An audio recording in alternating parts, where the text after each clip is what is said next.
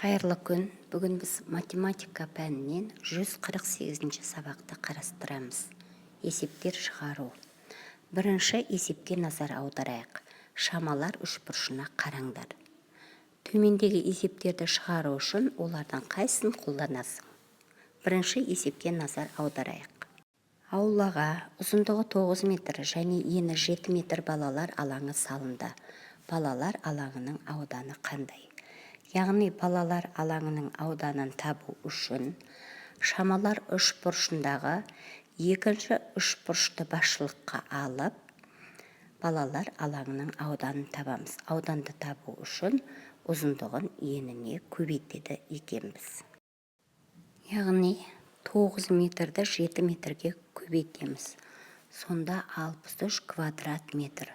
Балалар алаңының ауданы 63 квадрат метр екен. Келесі тапсырмаға назар аударайық.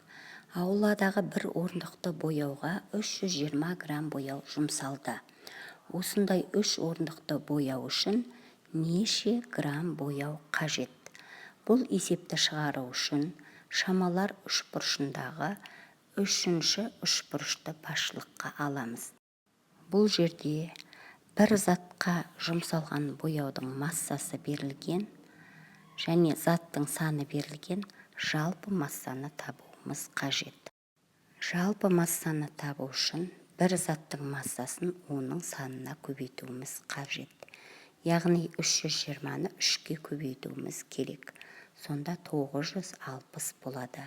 Яғни 3 орындықты бояу үшін жалпы 960 грамм бояу қажет екен. Келесі тапсырмаға назар аударайық. Бір банка бояудың массасы 180 грамм. Осындай 4 банкада неше грамм бояу бар? Бұл есепті шығару үшін де шамалар үшбұрышындағы үшінші үшбұрышты басшылыққа аламыз. Бұл жерде бір банка бояудың массасы белгілі, банка саны белгілі, жалпы массаны табуымыз керек. Жалпы массаны табу үшін 180-ді 4-ке көбейтеміз. 720 болады. Сонда 4 банкада 720 грамм бояу бар екен. Келесі екінші есепке назар аударайық. Кесте бойынша есептер құрастырып, оларды шығар. Бір қорап шырынның бағасы 75 теңге тұрады. Осындай 6 қорап шырын неше теңге тұрады? Бір шоколад 104 теңге тұрады. Осындай 5 шоколад неше теңге тұрады? Шырын мен шоколадқа жалпы неше теңге төленді? Бұл жерде бір заттың бағасы белгілі, саны белгілі, құнын табуымыз керек. Құнын табу үшін бір заттың бағасын санына көбейтеміз. Алдымен 75-ті 6-ға көбейтіп, 6 қорап шырынға неше теңге төленгенін тауып аламыз. Яғни 6 қорап шырынға 450 теңге төленді.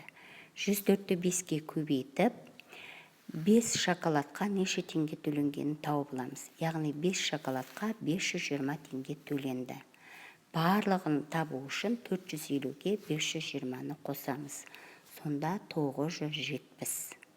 Яғни барлық шырын мен шоколадқа 970 теңге төленді. Келесі тапсырмаға назар аударайық. Кестеге қараңдар. Бір йогурттың массасы 125 грамм.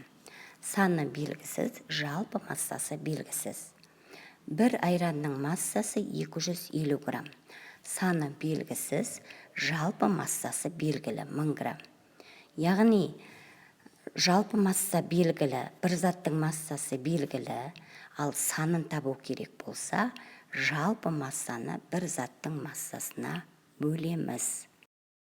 Ол үшін алдымен айранның санын тауып аламыз. Айранның санын тапсақ, онда йогурттың да саны белгілі болады. 1000-ды 250-ге бөліп, айранның санын тауып аламыз. Яғни 4 айран сатып алған екен. Ендеше йогурттың да саны 4-еу. Енді йогурттың жалпы массасын табу үшін 125-ті 4-ке көбейтеміз. Яғни 4 йогурттың жалпы массасы 500 грамм екен. Келесі үшінші есепке назар аударайық. Ауладағы теннис ойнайтын үстелдің ауданы 192 квадрат метр. Егер ені 8 метр болса, онда үстелдің ұзындығы қанша болады? Яғни ауданы белгілі, ені белгілі, ұзындығы белгісіз. Белгісіз қабырғасын табу үшін ауданын еніне бөлеміз. Яғни 192 квадрат метрді 8 метрге бөлеміз. Сонда 24 метр. Үстелдің ұзындығы 24 метр болады екен. Келесі төртінші есепке назар аударайық. Суретке қара, ауладағы құм салынған қоршаудың периметрін есепте. Қолайсыз ауа райында бетін жабатын материалды дайындау үшін оның ауданын тап. Құм салынған қоршаудың периметрін табу үшін барлық қабырғаларының ұзындықтарын қосамыз. Яғни құм салынған қоршаудың периметрі 48 дециметр болады. Ауданын табу үшін ұзындығын еніне көбейтеміз. 15-ті 9-ға көбейтеміз. 135 квадрат дециметр болады. Келесі 5-ші есепке назар аударайық. Кесте бойынша есеп құрастырып, оны шығар дейді. Кестеге назар аударайық. Асан бағасы 45 теңге тұратын 8 дәптер сатып алды. Және бағасы 64 теңге тұратын 6 қойын дәптер сатып алды. Асан дәптерге және қойын дәптерге барлығы неше теңге төледі? Алдымен есептің шартын құрып аламыз.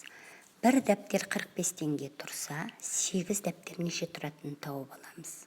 Бір қойын дәптер 64 теңге тұрады, 6 қойын дәптер неше теңге тұратынын тауып аламыз.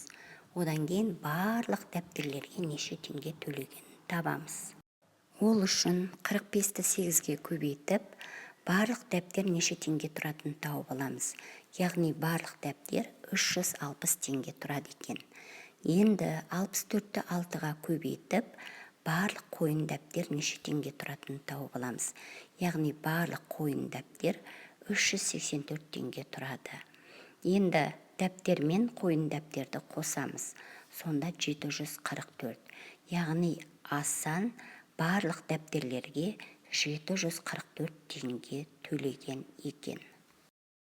Келесі 6-шы есепке назар аударайық. Аулада балалар белтемірге тартылудан жарысты. Кестені қара. Балалардың әр қайсысы барлығы неше рет тартылғанын тиімді тәсілмен есепте.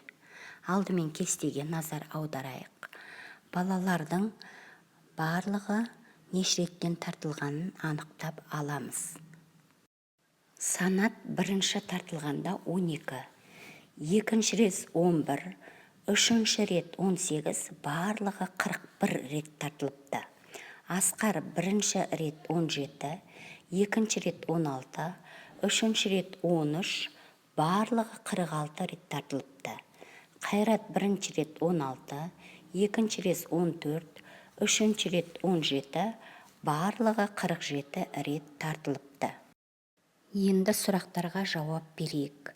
Балалардың қайсысы белтемірге көп тартылды? Яғни Қайрат белтемірге көп тартылыпты. Ол 47 рет тартылыпты. Ал Асқар Қайраттан 1 рет кем тартылыпты. Санат Қайраттан 6 рет кем тартылған екен. Келесі 7-ші есепке назар аударайық. Шығармашылық тапсырма. Бірінші альбомда 26 фотосурет, ал екінші альбомда 32 фотосурет бар. Зере екінші альбомнан біріншісіне бірнеше фотосуретті ауыстырды. Содан кейін альбомдағы фотосуреттердің саны тең болды. Зере неше фотосуретті ауыстырды? Алдымен екінші альбомдағы 32 фотосуретке бірінші альбомдағы 26 фотосуретті қосамыз.